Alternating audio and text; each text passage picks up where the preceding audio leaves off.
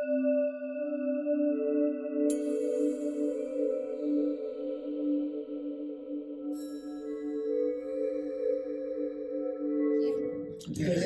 evening, everyone. Thank you for coming. Obviously, thank you for hosting us here, Luisa. Mute. We have a beautiful spread over here. Recording in progress. Beautiful spread of people and food and so many goodies. Okay? So thank you for that. Thank you for lending your time and your heart as well to share with this wisdom. The way we share, again, for us is we don't look at it as just study something. Okay, we don't here to, maybe I study something. You know, a lot of us went to, a lot of extensive study, college. Do you really remember anything from that? Majority of us don't even remember a thing of the books, of the major books that you study, right? So it seems like, where is all this information that I accumulate and books and libraries, right? Because obviously we connecting in a very limited way to the information, because it's just information. And information just stay information unless you bring it down to an experience, and then it's transformed to become something we call knowledge, right? And that is what the Kabbalist is working on. But with the wisdom of Kabbalah, it's something completely different. The wisdom of Kabbalah, yes, you study, you educate, you get many different laws and many different beautiful rules that can help you grow.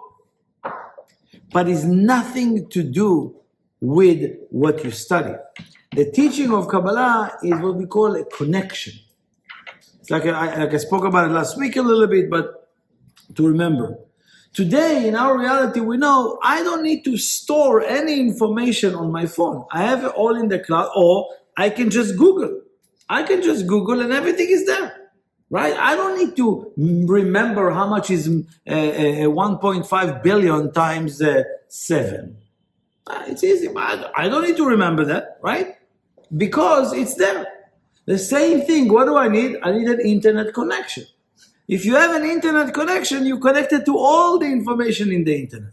The same idea with us and the universe, with us and our creator, with us and our soul. You just need to open a connection, a union between a connection. And all the information is there anytime you need it. About everything, about anything that you need in your life. So therefore, the teaching of Kabbalah is not about to teach us to be smarter, right? As a result, of course, you're going to be, but is to be able to create a connection every time, okay? So what is the unique part that makes the connection? Is obviously one of the tools that we call Torah. The Torah, some people think, is a religious artifact or an historical document, right? Oh, nice story. And obviously for us is a technology. It's still concealed. It's still concealed way more than it's revealed. Therefore, the Kabbalists that revealing Kabbalah in the last, probably more in the last 100 years more, extract those messages from the Torah that are sealed, that are dormant there. So each one of us have actually the responsibility to reveal secrets. This week, like every week, we're tapping into the energy that is available cosmically. How do we know? We go to the Torah, and we really see through, of course, the Zohar, different Kabbalists, what is the energy that is appear in this world today. Now, some people think, it's written a few thousand years ago, so how it's accurate to today in New York in this day? That's the magic of that, because the energy that is appear or that was projected 3,000 years ago, 4,000 years ago, all of the creation of the world to today, that gate is still open. And who can connect? Whoever create a connection through the Kabbalistic education, you create a connection to the energy that is available. That's in general, every week, that's what we do, right? We're not coming up with our own idea, let's see. No, we go into every week. And this week, it speaks about, it's a very unique story that you probably heard in school. Have you ever heard about the golden calf that the Israelites wore in the desert, and Moses came with the tablets? Have you saw 10 Commandments? See the movie? See the movie. So, and they created a golden calf, a calf from gold, right? That was actually like a robot almost, like it was. And everybody got so fascinated by that, and then they couldn't wait for Moses to come down with the 10 Commandments. Obviously, it's a beautiful story, but it's nothing to do with that story.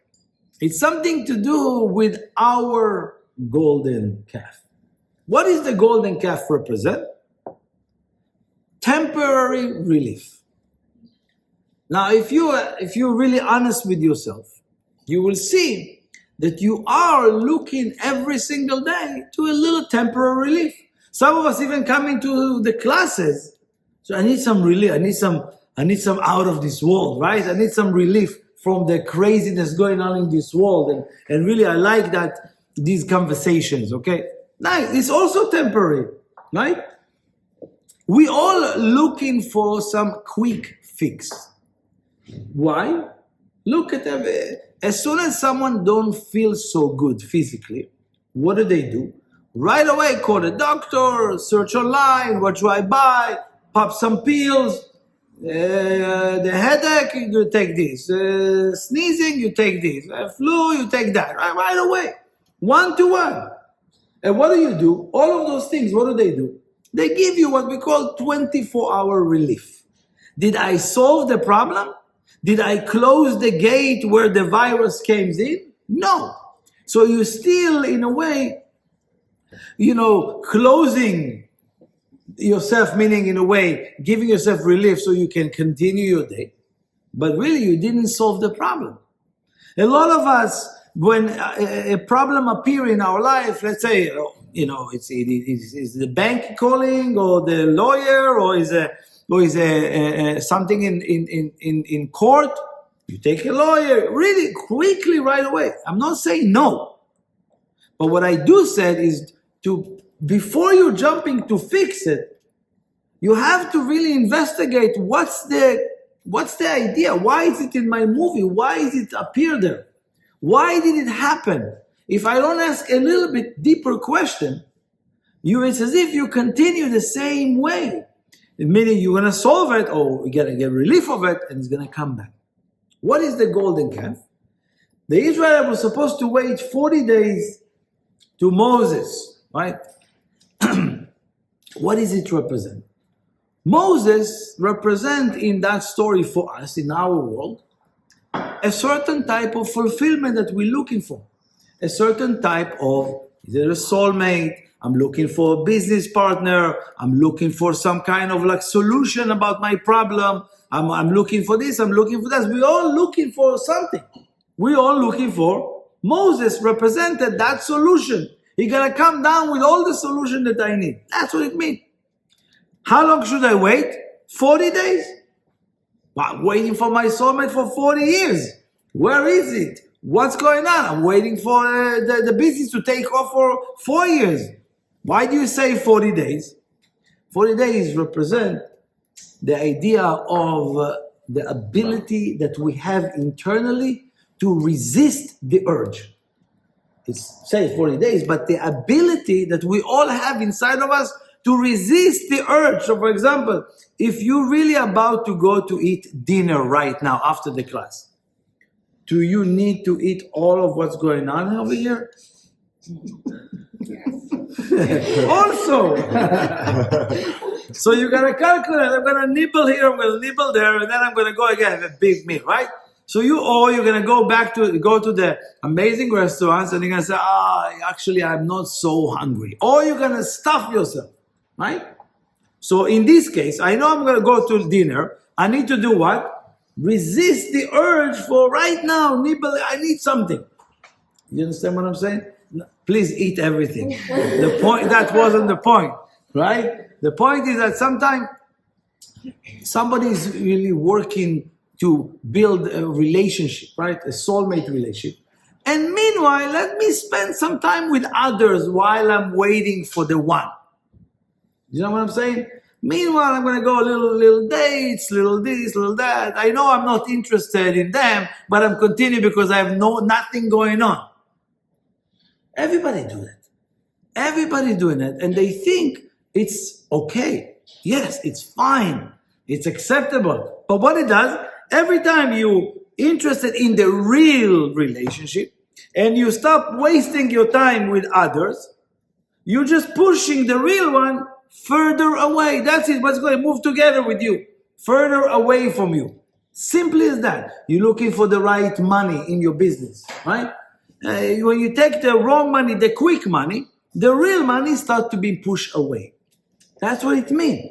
So Moses is the fulfillment I'm looking for, is the goal that I'm looking for. The 40 days represent the source or the energy that exists within us. And by the way, it's appearing cosmically right now, so we can tap into the energy. Thank you so much. So we can tap into that energy. So if it's appear in this week, we have the strength to use the mechanism, what we call the 40 days, as restriction or as a resisting the urge to jump and to get a little bit. I want everything. So these two things is to awaken first a real desire. I want everything. I want everything, and I'm not settling for less. What does it mean less? Meaning not that I'm stingy or I'm greedy, right?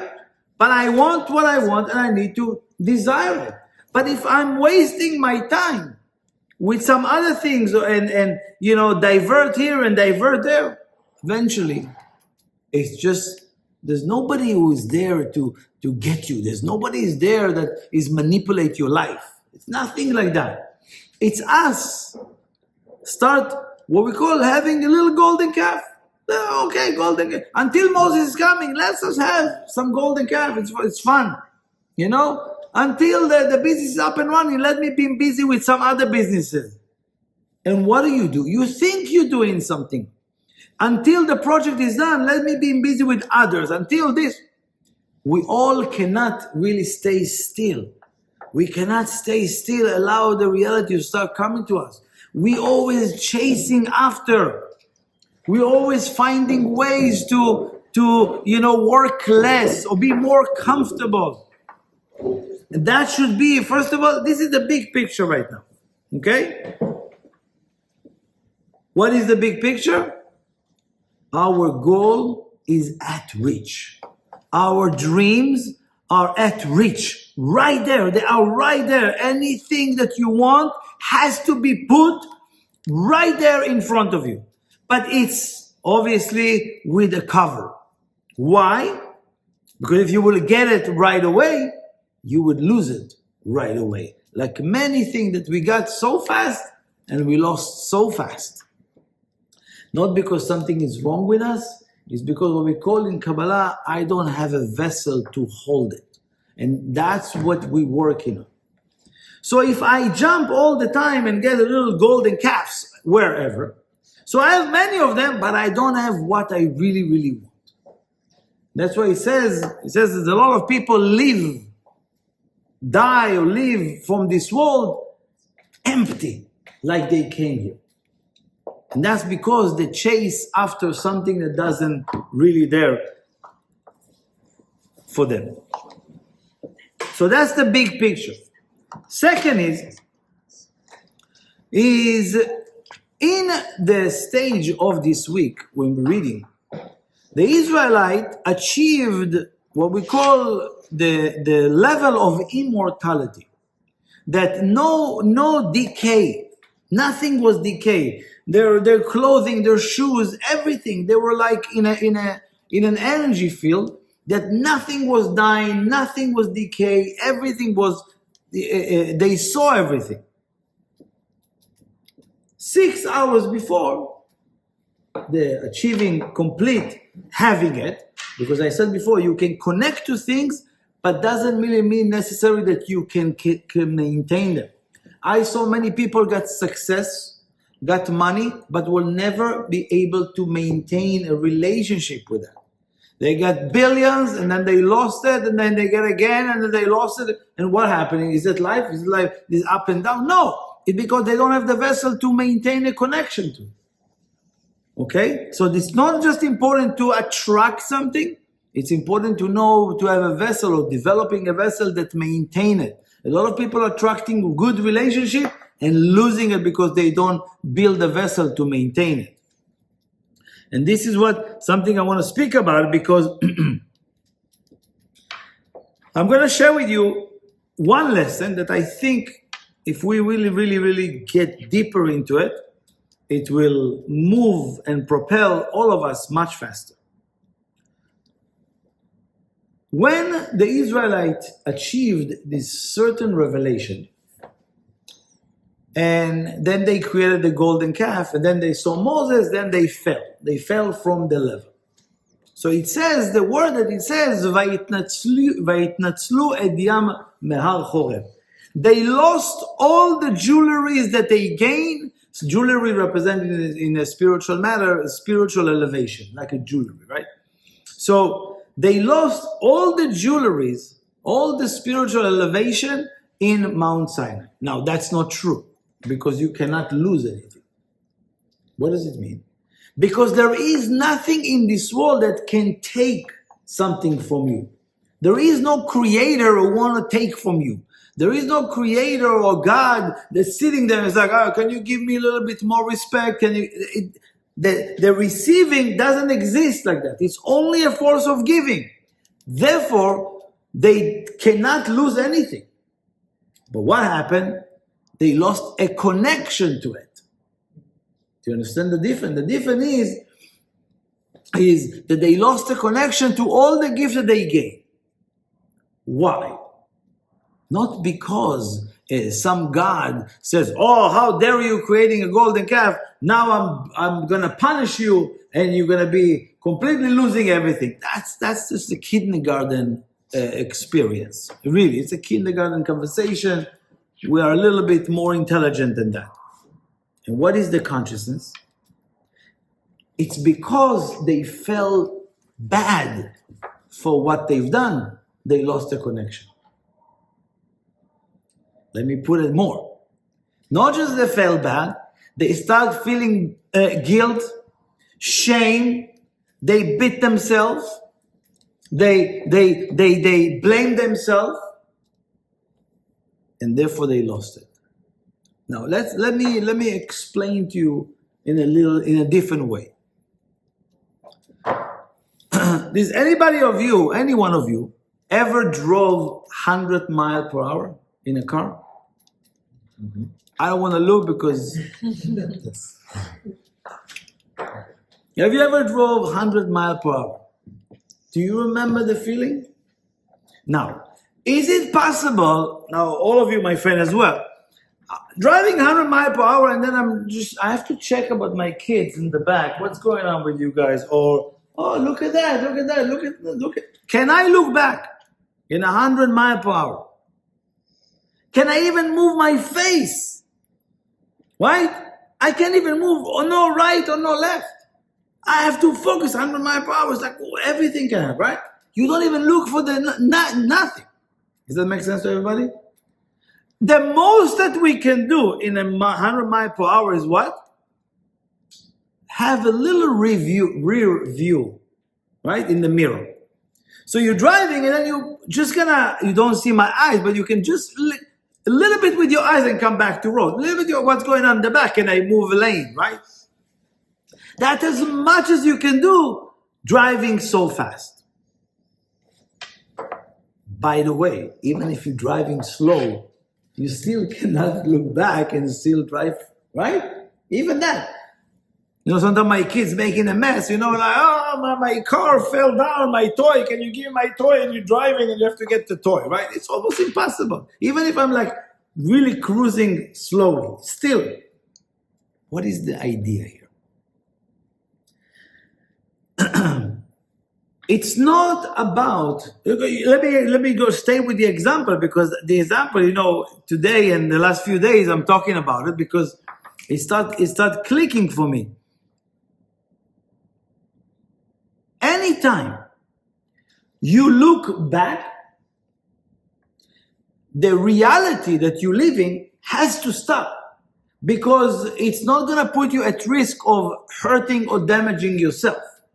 Therefore, anytime you are busy with your past, anytime, for a moment, for a day, some people busy with their past for years of frustration or blame of how he did this to me and how she did this to me. All the victim mentality makes people that their life is not moving forward ever. Can you imagine? What do you mean not moving? Yeah, I'm moving. I moved to New York. I moved to here. Yeah, but it's robotic. Nothing is propelled. Nothing is grown. You're still on a very superficial level. What I'm doing, but I'm acting, and people loving me, and I'm this and that. I'm everywhere. Every time. You might move in today, but then you wake up in the morning and you're feeling so bad for what happened yesterday. The day, have an order, don't move. Don't move. Because the reality will never let you move so fast. Because actually, if you don't know, this world is so fast that we cannot even comprehend the speed of this world. Right? The speed of light. Can you comprehend the speed of light? How did this happen? Right? The movement over here, it's unbelievable. It's incredible. But we are lazy. We tend to be comfortable. And more, when you're comfortable, what comes to you? What happened yesterday? Who didn't call you? Why they didn't? You start thinking about what happened today. Let me see. Who didn't make me happy today? Right? Boom, you stop your day right away. So let's clear some things. Let's say you hurt somebody. Right? And you realize, I don't know, 2 or 3 weeks later, the person is so hurt by you and da da da da. Okay, that's happening. Yeah? Something happened? No, nobody hurt somebody. You hurt somebody, right? Sometime. So then you say, so what? I don't care. I'm moving forward. I don't care, right? They told me don't stop, don't look back, just move forward, right? You need to have rear view all the time. What do you mean rear view? Be responsible to know that when you turn right in Northmore, there is a police station. So please be careful when you, right? Does that make sense? You know every time you're there is a police station, so you need to be aware, right? Or, or some warning signs, right, that you're calling. So let's say if I go back to a time that I was dismissive, I was hurting somebody, right? Even if not by purpose, right? You go back to that moment only for the sake of taking responsibility over your behavior. Nothing to do with fixing them and make sure that those people are happy with me right now. A lot of us trying to, imagine you have a friend that got hurt by you, right? And now you have guilt, right? You have guilt. What did I do to them? Why did I take this? All kind of reasons of guilt. And you shame and you're embarrassed and you're afraid they're going to go online and shame you online and blah, blah, blah. All the stories, right? So you go and trying to fix it with the person, right? You want to go and please them. Why? It's another golden calf. Because you can't bear to sit with the pain. So how many of you, let's say for example, you step on someone's toe, right? So, I'm sorry, please forgive me. And the person need to what? Forgive you, right? So my teacher always gives this example because my teacher says, hey, somebody step on my toe and ask forgiveness. I says, no, I don't forgive you. So what? The great master doesn't forgive? He says, no, because my foot still hurt. Right? So me saying sorry doesn't take the pain away. Me saying so, that's what we're trying to do. I'm sorry. Okay, no problem. Going home, barely walk. Right? But yes, am I really forgiving that person?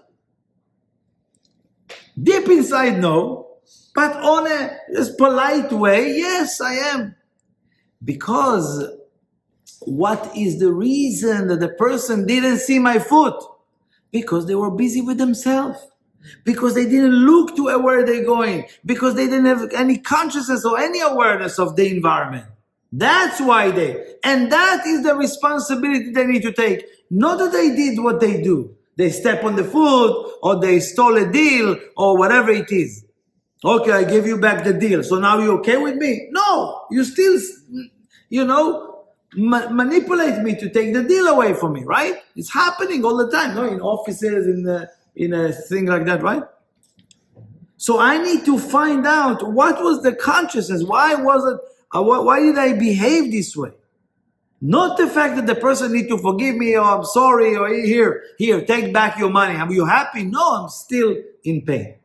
Therefore, the method that we all using to go back and feel guilt, how many of you actually thought that you went to your friend and he says, you know what, how guilty I feel for what I did to you? And the person doesn't forgive you. He says like, what? You know how much guilt I have? People think that guilt is a payment. Guilt is not a payment. It doesn't pay anything. It just puts you down to be disconnected from your gifts, be disconnected from your jewelry, from your spiritual elevation. That's what it does. So therefore, and we know that also from Garden of Eden, which means Adam and Eve, after they fell with the story, people think apple and all of that, they ate for the bite from the apple. They had to, it says actually that they've been thrown out of Garden of Eden. And that's not true. Because there is no creator who can do something like that. But because they felt unworthy being there, that the energy that make them disconnect. That's what disconnect them. Not the Garden of Eden, nothing. So from us is the same thing. We are looking back all the time. We're getting stuck of what you did to me and what you've done to me. Imagine you're in a relationship that you always, in your mind, like always about the other person. They always remember what they did to them. They're together, but they're still not happy with what they did to them. I don't know, they forgot them in this, or forgot their birthday, or something, I don't know. Or they say something that shake them, but they moved on, and they keep in the relationship, but they're still thinking. Same thing. They get stuck. The relationship doesn't move. So I hope this clarity of what does it mean? Again, having a rear view. A rear view is a quick view to everything that happened, and I always have it in front of me in the mirror. I see it in the back, it's always there. We can talk more after about it if you have more questions, but this is the idea. The next gift that I want to share is Moses came up with the tablets, and then he saw that they fell into the golden calf, and what did he do? He broke them, right? You don't deserve to have it, he broke them. Then the Creator comes to Moses and says, listen, go and do the second ones. Again, a long story short, I'm making, it's a lot of information. But he told him, go and make new one. And the way it says to them, Psol lecha shnei luchot avanim. Psol, pesel is like a statue, but mefasel is when you tell them to chisel from two rocks, again, the two tablets. Okay? That's what he said. But he used the word psol lecha, which is chiseling or how you call it? Carving or sculpting.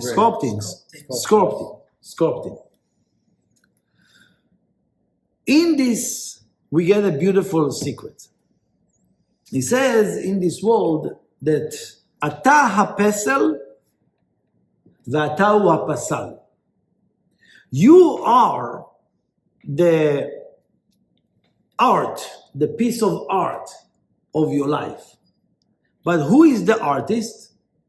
You is also the same word, pesel, which is the art, right? And pasal is the artist. It's the same word. It says, psolecha. It says, you need to make out of you, you. So, for example, when we're looking at any statue or any rock statue, right? What do we learn from the artist? The artist need to just clean around, right? And then he reveal what's inside the rock. So the artist take a piece of rock, right? And what does he do? Start cleaning. He's not drawing or he's cleaning. Start cleaning, right? Cleaning until the revealed art is being shown. Does that make sense to everybody? Same thing for us. Even though you are a human being and you established and you this and you that, once you don't have a clear spiritual path, it's very, very difficult for you to chisel out what is unnecessary. So you're really going to see the real, beauty of the art that is you. Now, how do I do that? Is where it says, psol lecha. Psol lecha is chisel for yourself or sculpture. But it's also the word psolet shelcha. Psolet is garbage. We need to start take out the garbage, the unnecessary, what we call temporary fulfillments, unnecessary of quick fix, unnecessary talk, unnecessary quick words just to feel great about myself, quick ego-driven moment, just to feel good about myself. We need to start chisel down all the garbage that we've been busy in what we call in this physical world. This physical world is so beautiful, and we're only using it to our advantage, meaning in a very small way. So again, each one of us need to be able to see the beauty of who we are underneath the rock, right? And the way to start getting there is to start chiseling the garbage.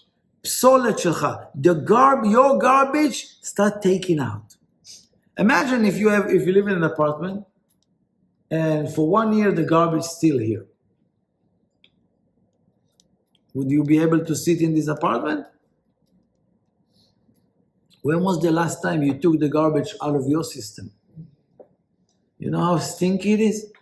And if you're on a spiritual path, we need to do it almost every day.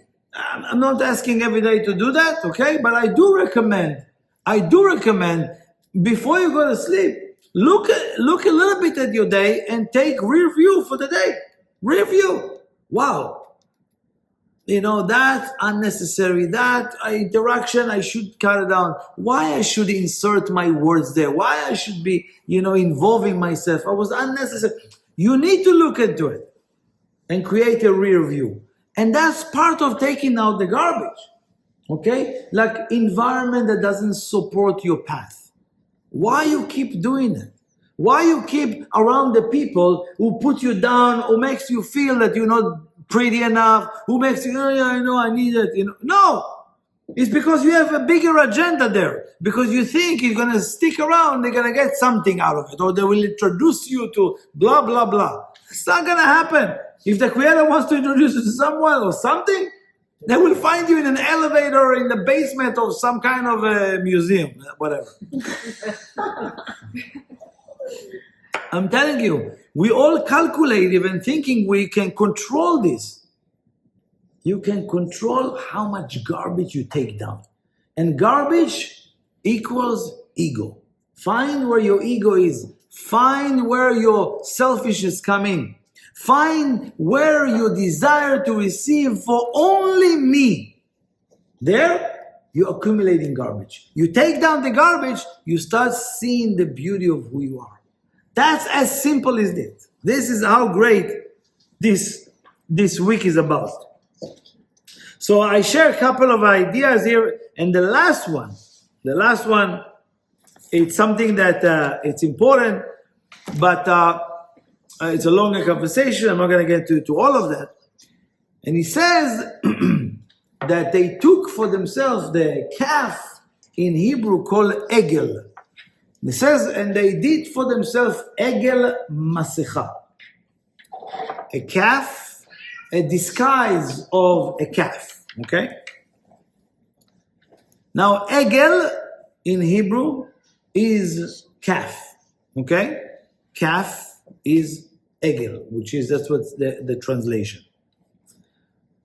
But egel have other reasons for that.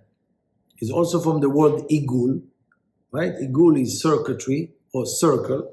Same word. See, I didn't change the word, right? And we know that every time, it says they use what we call masecha. Masecha is custom. They create custom. They create a fake identity of the light, right? Fake way, fake things, you know? You know, like everybody, how do you feel when you give fake news, right? In the beginning, everybody was, wow, you're great. You really, and then you realize it's fake, and it's like, oh man, it feels ridiculous, right? How many of you shared, you know, oh, you heard that's what's happening right now, it's happening, you know? And then 2 minutes later, you realize it's so fake. How do you feel? Bad. You feel like, oh my God, I never do it again. I never jump like a frog right away, right? Never do it anymore, right? And we're still doing it for other things, right? Sometimes when you're gossiping on someone before you even really check and validate it, you do that for real, right? So many of us doing it. Now, what is the idea of egel masecha? What is the idea of when you create something fake? Or when you are fake with people, the rule are, it's egel.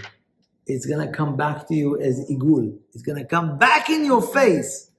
Fake people, fake news, fake identity will fill that person's life. Why? Because they think to come and to be fake, right? Or pretending. You can for some time. Doesn't work for long run. Why? I mean, it can work, but if a person always going to have in a circuitry back, igul, it's going to come back to you with people who are fake, who are wrong, who are manipulative, who are absolutely, not real. It's not real. It's Maserah. There's a holiday, Halloween. Right? But in the Kabbalistic term, we call it Purim.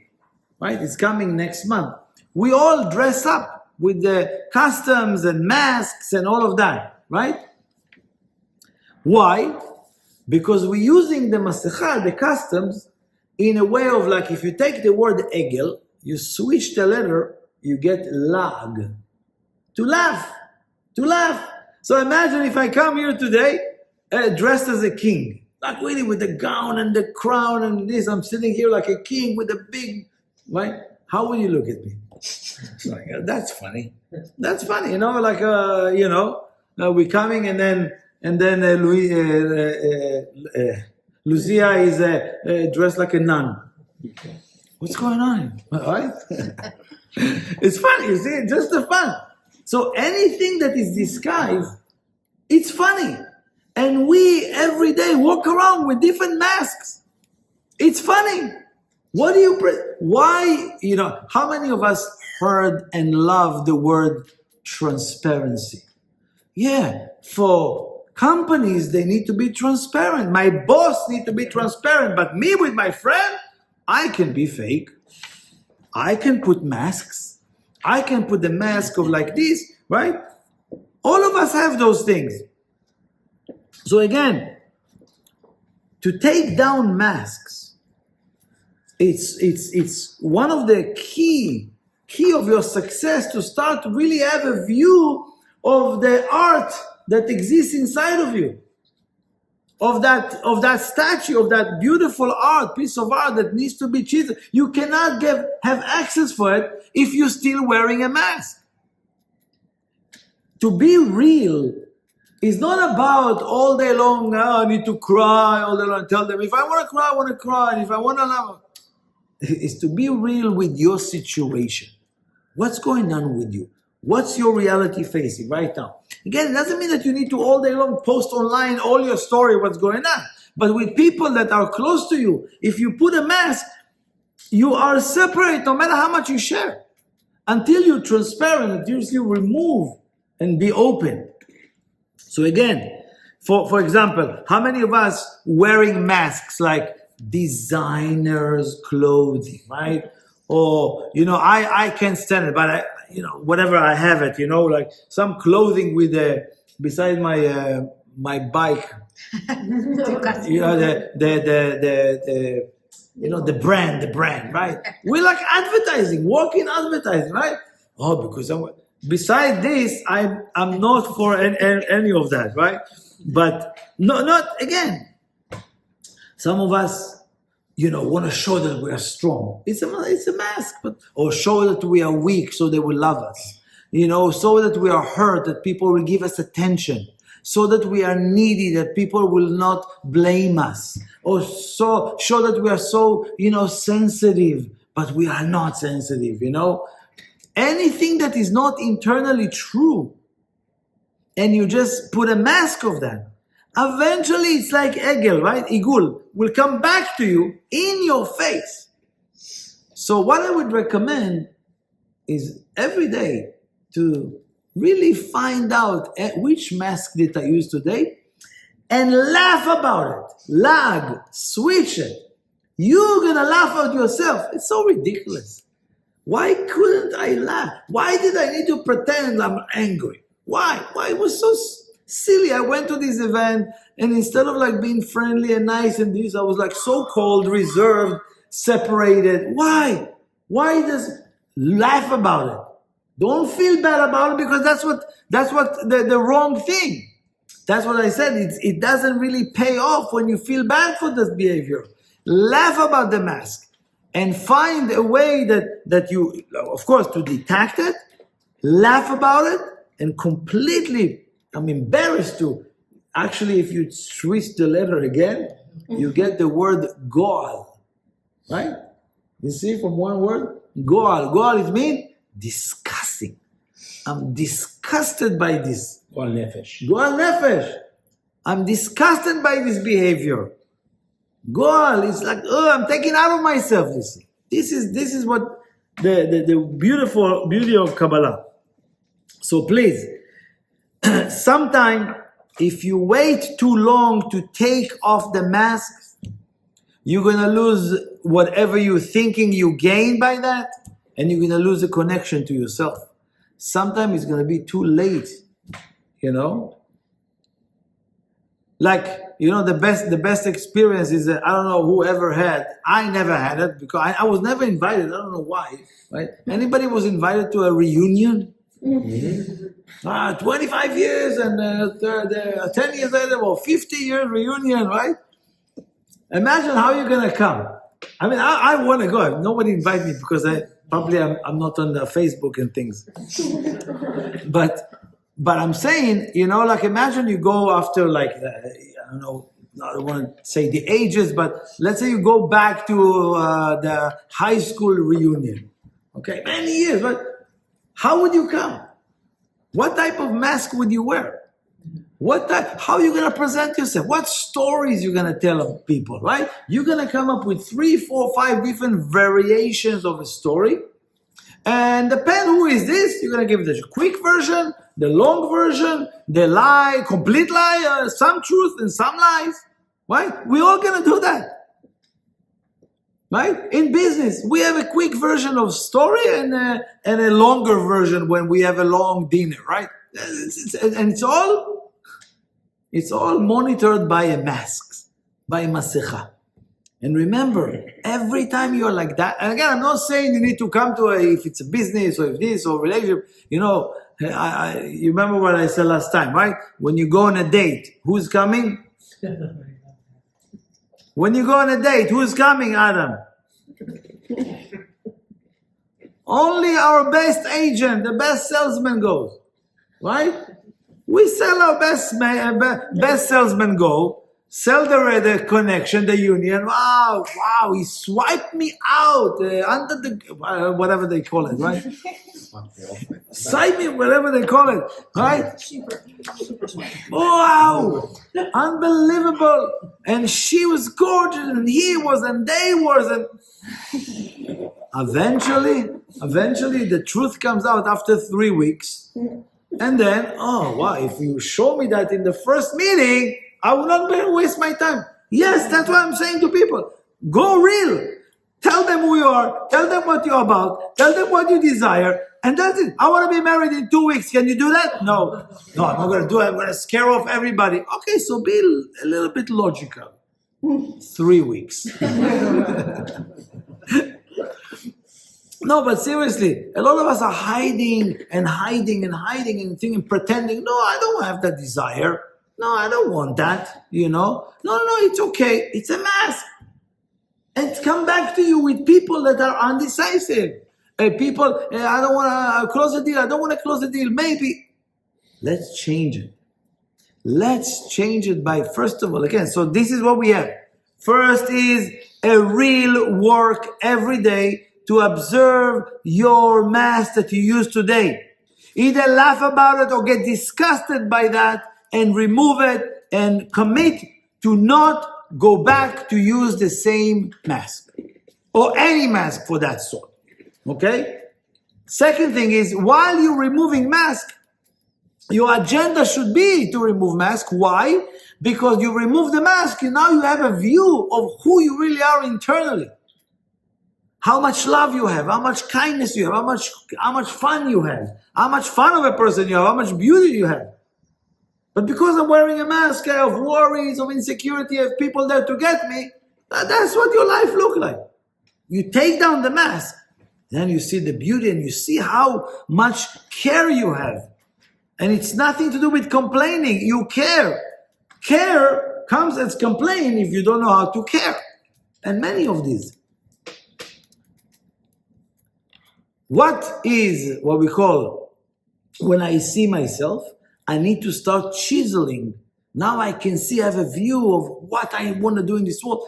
Now I can chisel. I'm the artist. So start taking off the garbage. Take out the garbage. Slowly, unnecessary interaction, unnecessary talk, unnecessary, speak for make myself feeling good about myself, and all of those things is garbage. You start taking it down to make a connection to the beauty of who you are.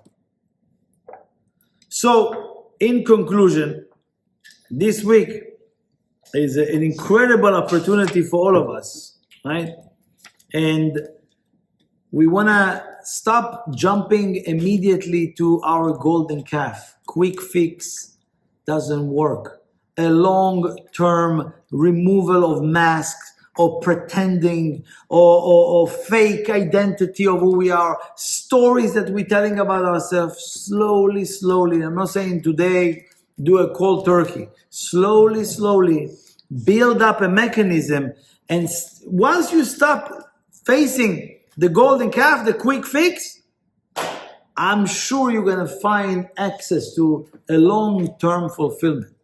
Okay? So thank you for joining us, and I will see you the next week. Thank you.